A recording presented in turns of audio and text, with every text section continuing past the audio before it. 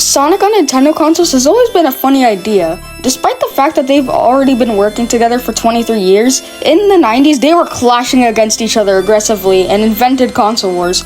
But ever since the GameCube, they have made many interesting games. So that's why in this video I'm going to talk about in order the most bizarre adventures the Blue Blur had with Nintendo. And here, I'm going to give the links to all the channels I'm using the videos of for this footage, and you'll also be able to tell for some of them as they might have the watermark. Alright, let's get into it.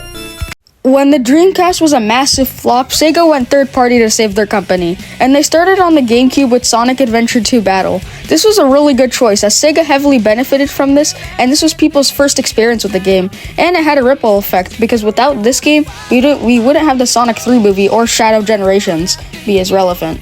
But also on the GameCube, there was Sonic Mega Collection, which had all of the classic Genesis games in one, plus a couple of extras. Also, not to mention, there was a port of Sonic Adventure named Sonic Adventure DX, but this one wasn't as good as the original. Also, in the same time period, there was a lot of good games on the Game Boy Advance. We got the Sonic Advance trilogy, which was one of the best 2D Sonic games ever created. It's kind of funny that this is the only 2D Sonic game to have modern Sonic be the protagonist, but otherwise this one actually had fun platforming and an engaging story, which is actually pretty cool. There was also a very weird title on the Game Boy Advance, which was Sonic Battle. Sonic Battle was basically a fighting game, as the name suggests, and it was actually pretty weird but fun. But also there was this godforsaken port of Sonic 1 to the console, and it was terrible. The screen crunch was so bad. This is like the worst way to play the game. If you want to experience torture, please play that. The Nintendo DS brought a lot of good things for Sonic in this era.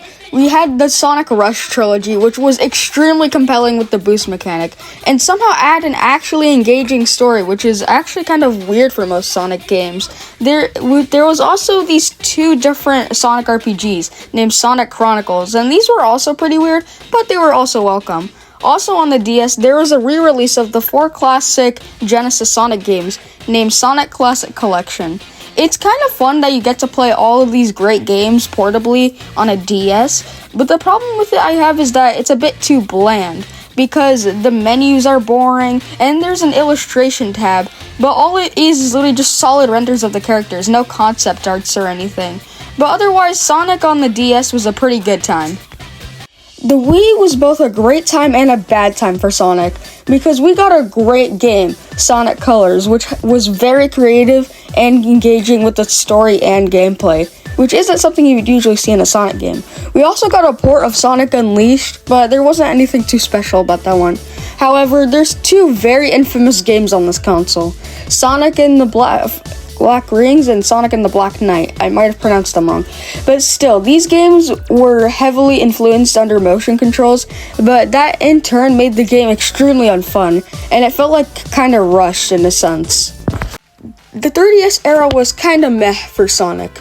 In the start, we got a port of Sonic Generations, but this one is kind of infamous for having lower quality graphics, less zones, and etc.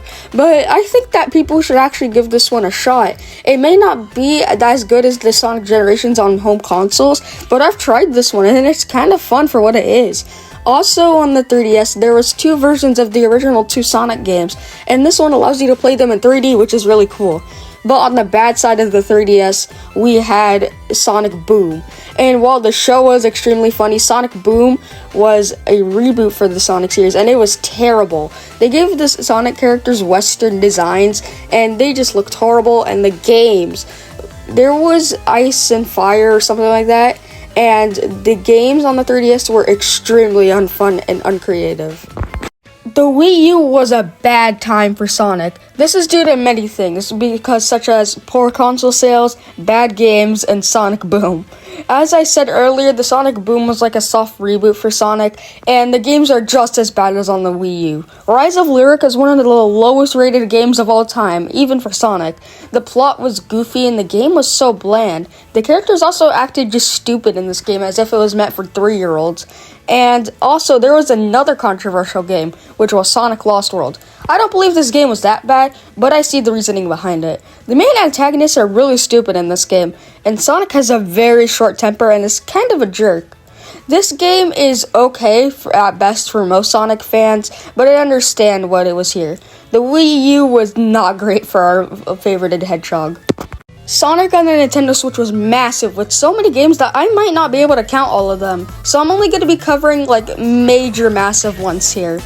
So first of all, we started off with Sonic Mania, which was the best Sonic game in my opinion, with extremely compelling gameplay and extremely replayable. I 100%ed this one 8 times over, so it's my favorite Sonic game. Also, but in the 25th anniversary of Sonic, there was also Sonic Forces, which was extremely mediocre and bite-sized, but 7-year-old me was literally happy that we could just make our own OCs into an actual Sonic game.